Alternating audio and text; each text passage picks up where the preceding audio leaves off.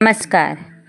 आज मैं आपके लिए भगवान शनिदेव और राजा विक्रमादित्य की एक बहुत ही रोचक कहानी लेकर के आई हूँ। एक समय स्वर्गलोक में सबसे बड़ा कौन है के प्रश्न को लेकर नवग्रहों में वाद विवाद प्रारंभ हुआ और भयंकर युद्ध की स्थिति बन गई। तब सभी देवता देवराज इंद्र के पास पहुँचे और बोले, हे देवराज, आपको निर्णय करना होगा कि नवग्रहों में सबसे बड़ा कौन है। देवताओं का प्रश्न सुनकर देवराज इंद्र उलझन में पड़ गए और कुछ देर सोचकर बोले, हे देवगणों, मैं इस प्रश्न का उत्तर देने में असमर्थ हूँ। पृथ्वीलोक में उज्जैनी नगरी में राजा विक्रमादित्य का राज्य है। हम राजा विक्रमादित्य के पास चलते हैं क्योंकि वह न्याय करने में अत्यंत लोकप्रिय हैं। देवराज इंद्र के आदेश पर सभी देवता पृथ्वीलोक में उज्जैनी नगरी में पहुँचे। देवताओं के आगमन का समाचार सुनकर स्वयं राजा विक्रमादित्य ने उनका स्वागत किया। महल में पहुंचकर जब देवताओं ने उनसे अपना प्रश्न पूछा तो राजा विक्रमादित्य भी कुछ देर के लिए परेशान हो उठे, क्योंकि सभी देवता अपनी अपनी शक्तियों के कारण महान शक्तिशाली थे। किसी को भी छोटा या बड़ा कह देने से उनके क्रोध के प्रकोप से भयंकर हानि पहुंच सकती थी। तभी राजा विक्रमादित्य को एक उपाय सूझा और उन्होंने विभिन्न धातुओं स्वर्ण, रजत, कांसा, तांबा, सीसा, रांगा, जस्ता, अभ्रक व लोहे के 9 आसन बनवाए। धातुओं के गुणों के अनुसार सभी आसनों को एक दूसरे के पीछे रखवाकर उन्होंने देवताओं को अपने अपने सिंहासन पर बैठने को कहा। सब देवताओं के बैठने के बाद राजा विक्रमादित्य ने कहा, आपका निर्णय तो स्वयं हो गया। जो सबसे पहले सिंहासन पर विराजमान है वही सबसे बड़ा है। राजा विक्रमादित्य के निर्णय को सुनकर शनि देवता ने सबसे पीछे आसन पर बैठने के कारण अपने को छोटा सा जानकर क्रोधित होकर कहा, हे राजन, तुमने मुझे सबसे पीछे बैठाकर मेरा अपमान किया है। तुम मेरी शक्तियों से परिचित नहीं हो। मैं तुम्हारा सर्वनाश कर दूंगा। सूर्य एक राशि पर 1 महीने, चंद्रमा 2.25 दिन, मंगल 1.5 महीने, बुध और शुक्र 1 महीने, बृहस्पति 13 महीने रहते हैं, लेकिन मैं एक राशि पर 7.5 वर्ष तक रहता हूँ। बड़े बड़े देवताओं को मैंने अपने प्रकोप से पीड़ित किया है।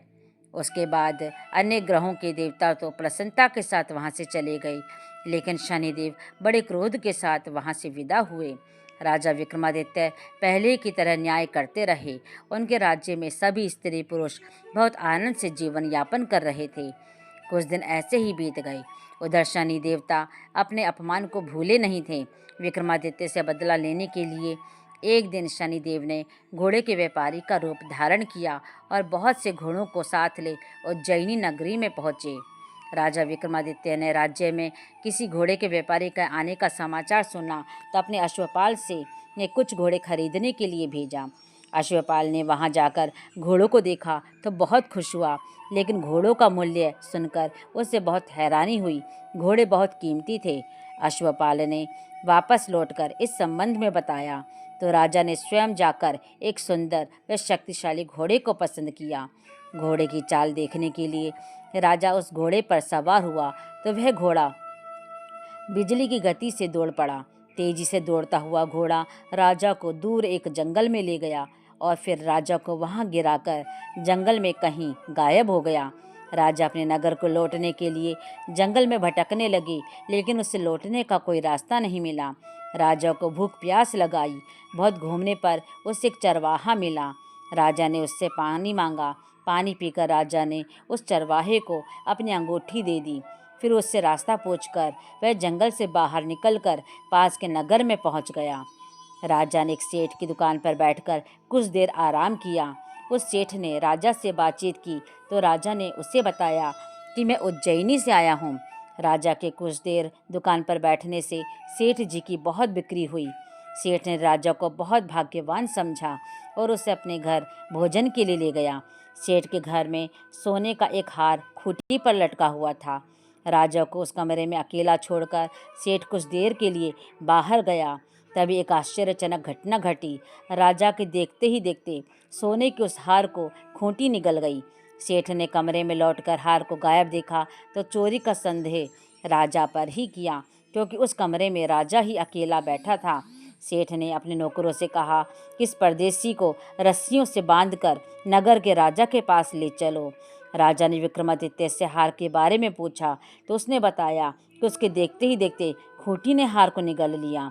परंतु राजा ने क्रोधित होकर चोरी करने का आरोप में विक्रमादित्य के हाथ पांव काटने का आदेश दे दिया। राजा विक्रमादित्य के हाथ पांव काटकर उसे नगर की सड़क पर छोड़ दिया गया। कुछ दिन बाद एक तेली उसे उठाकर अपने घर ले गया और उसे अपने कोल्हू पर बिठा दिया। राजा आवाज़ देकर बैलों को हाँकता रहता। इस तरह तेली का बैल चलता रहता और राजा को भोजन मिलता रहता। शनि के प्रकोप के 7.5 पूरे होने पर वर्षा ऋतु हुई। राजा विक्रमादित्य एक रात मेघ मल्हार गा रहा था कि तभी नगर के राजा की बेटी राजकुमारी मोहिनी रथ पर सवार हो उस तेली के घर के पास से गुजरी। उसने मेघ मल्हार सुना तो उसे बहुत अच्छा लगा और दासी को भेजकर गाने वाले को बुला लाने को कहा। दासी ने लौटकर राजकुमारी को अपंग राजा के बारे में सब कुछ बता दिया। राजकुमारी उसके मेघ मल्हार पर बहुत मोहित हो गई थी, अतः उसने सब कुछ जानकर भी अपंग राजा से विवाह करने का निश्चय कर लिया। राजकुमारी ने अपने माता पिता से जब यह बात कही तो वे हैरान रह गए। राजा को लगा कि उसकी बेटी पागल हो गई है। रानी ने मोहिनी को समझाया, बेटी, तेरे भाग्य में तो किसी राजा की रानी होना लिखा है, फिर तू उस अपंग से विवाह करके अपने पाँव पर कुल्हाड़ी क्यों मार रही है। राजा ने किसी सुंदर राजकुमार से उसका विवाह करने की बात कही, लेकिन राजकुमारी ने अपनी जिद नहीं छोड़ी। अपनी जिद पूरी करने के लिए उसने भोजन करना छोड़ दिया और प्राण त्याग देने का निश्चय कर लिया। आखिर राजा रानी को विवश होकर अपंग विक्रमादित्य के साथ राजकुमारी का विवाह करना पड़ा। विवाह के बाद राजा विक्रमादित्य और राजकुमारी तेली के घर में रहने लगे। उसी रात स्वप्न में शनिदेव ने राजा से कहा कि हे राजा, तुमने मेरा प्रकोप देख लिया, मैंने तुम्हें अपने अपमान का दंड दिया है। राजा ने शनिदेव से क्षमा करने को कहा और प्रार्थना की, हे शनिदेव, आपने जितना दुख मुझे दिया है अन्य किसी को न देना। शनिदेव ने कुछ सोचते हुए कहा, राजा, मैं तेरी प्रार्थना स्वीकार करता हूँ। जो कोई स्त्री पुरुष मेरी पूजा करेगा, शनिवार को व्रत कर मेरी कथा सुनेगा, उस पर मेरी अनुकंपा बनी रहेगी, उसे कोई दुख नहीं होगा। शनिवार को व्रत करने और चींटियों को आटा डालने से मनुष्य की सभी मनोकामनाएं पूरी होंगी।